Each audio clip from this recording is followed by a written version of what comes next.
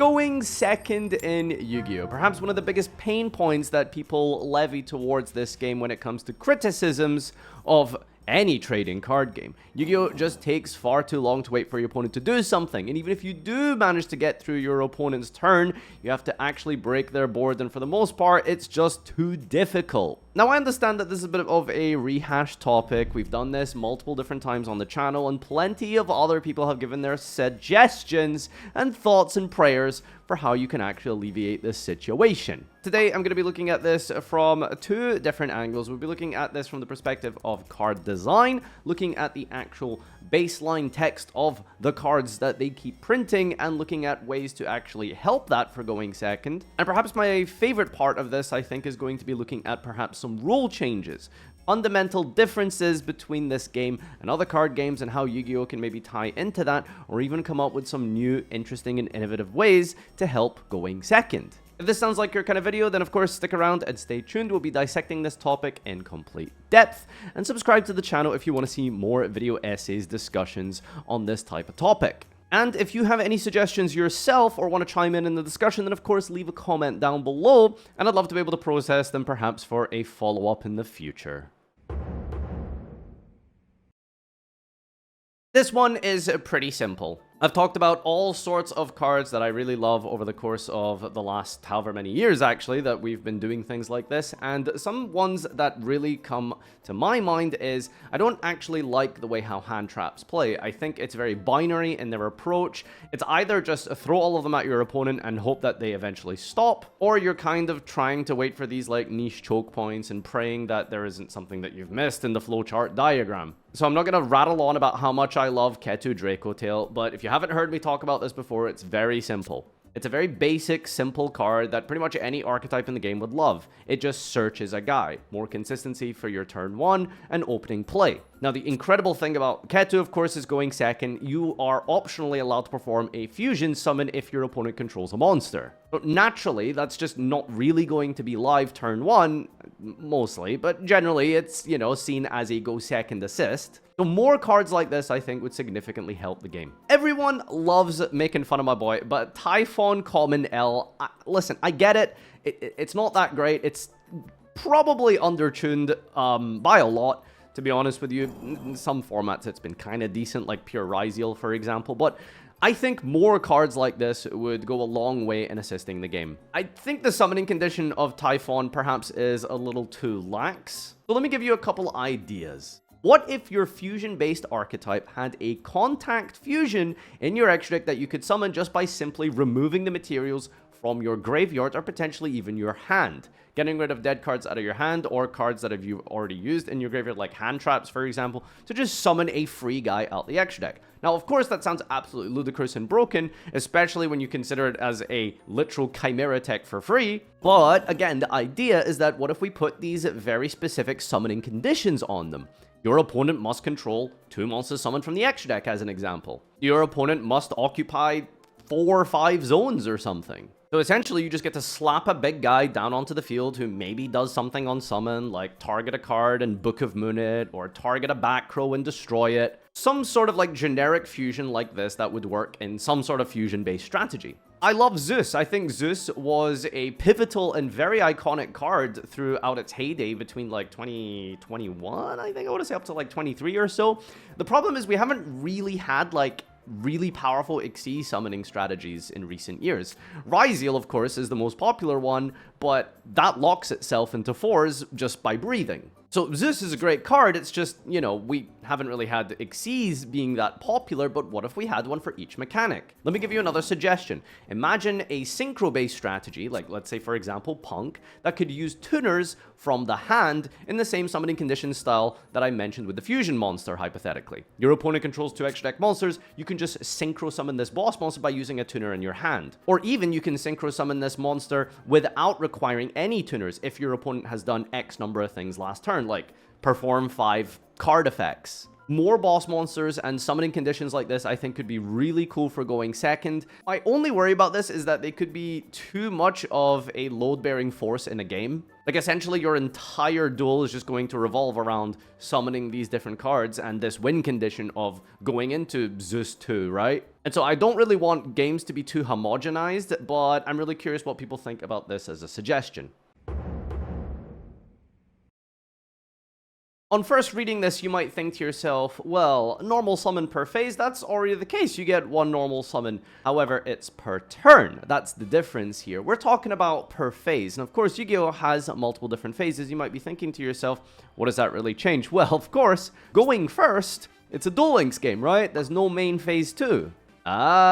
See, now it's starting to click and make a little bit more sense. This was brought up by one of my subscribers a long time ago, and anytime this topic comes up on the discussion of going second in Yu-Gi-Oh!, I always reflect on this change. It's so simple, and yet so critical at the same time. One normal summon per phase means that the going first player is going to retain the singular, regular, normal summon that you always have in Yu-Gi-Oh!, right? But going second, of course, there is a main phase 2 after using your battle phase as a resource to try and deal with your opponent's board. But then on top of that, when you're going second, you get another normal summon.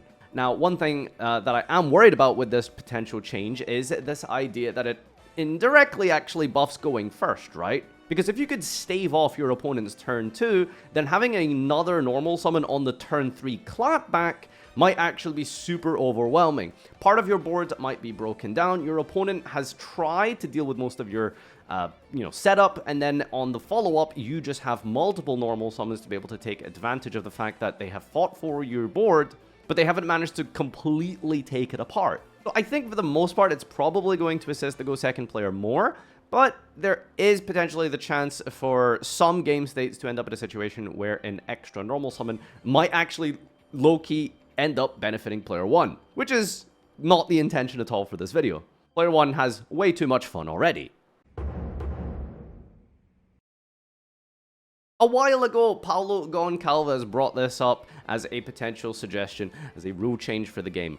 Player 2 draws 6 cards per turn. And what this means isn't just the regular way that it occurs right now, where you start with 5 and draw to 6, but rather you start with your 6 cards in your opening hand already. However, there is the caveat, and I don't necessarily know if this maybe needs to be included, but for the time being, I suppose we'll say the caveat here is that you do not draw for a turn. Yeah, so you begin with your 6 cards in your hand and you don't draw for a turn. And you might be wondering to yourself, well, economically, that's kind of the same, right? There's no real change there.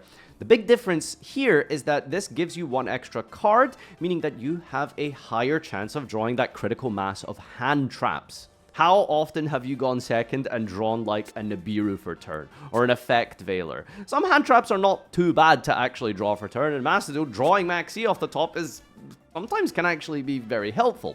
There's just so much special summoning even on opponents' turns now that it can actually just help you get more cards as you try and crack that board. Dual Loss sometimes also kind of helps out in situations like this, and drawing an Imperm off the top as well notoriously can be really good for cracking away things like various negates. Just simply forcing it out after you've drawn it for turn. But in the context of what we're talking about here, of course, the idea is that you just have a higher chance of, seeing these defensive cards to actually help you going second. And of course, the biggest flaw and problem with this potentially is hand loops become significantly more powerful. Cards like Triple Tactics, Psyframe Lord Omega if 8 spam ever becomes relevant again, Trishula, Dragon of the Ice Barrier, being used multiple times in the turn. These are very niche strategies that aren't really that common, but occasionally you'll find a meta deck can put up a level 8 Synchro turn 1 or make a Trishula. Another major flaw now is, specifically with Cool Tune, this whole idea of looking at your opponent's hand has kind of uncomfortably so become a little too commonplace, at least for my liking. I'm not going to sit here and complain about Marine Cess cards, but once upon a time when Aqua Angel, I think that's what her name is, was released, I scratched my head at that and thought, it's just in a free extender, but it also looks at your opponent's hand. Well, they really dialed that one up to 11 with Cool Tune. So full perfect hand knowledge means that you basically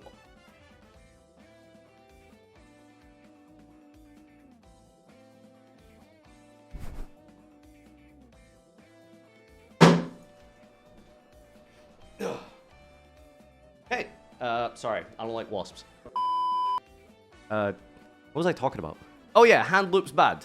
So when you aren't drawing for a turn, your opponent doesn't have to worry about any unknown variables. There is always perfect knowledge when you are starting with 6 in hand. In my opinion, we should just not make cards like that. I think full hand knowledge is a kind of ridiculous concept in general. I don't really like how that Cool Toon card works. I think it's very overpowered in the context of modern Yu-Gi-Oh! With knowing when to use your disruptions perfectly. And I think that unknown variable is a key aspect of any card game, really.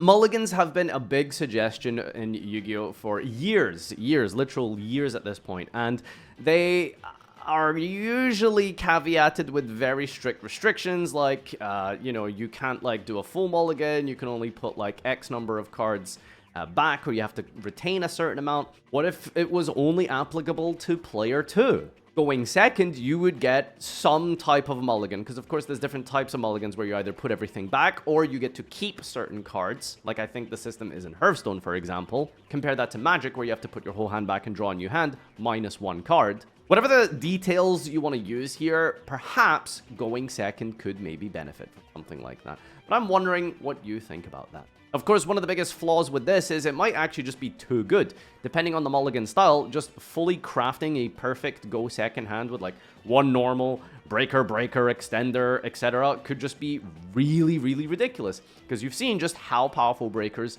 have become in recent years in Yu-Gi-Oh! Well, those are most of my suggestions. If you have any ideas or want to contribute, again, please comment down below. Thank you so much for tuning into this video. Follow me on all of my various forms of social media. Of course, make sure to subscribe here. Follow on twitch.tv/Farfa. There's a Discord link. Follow me on TikTok. Check the description. Lots of cool things there. Okay, see you next time. Bye-bye.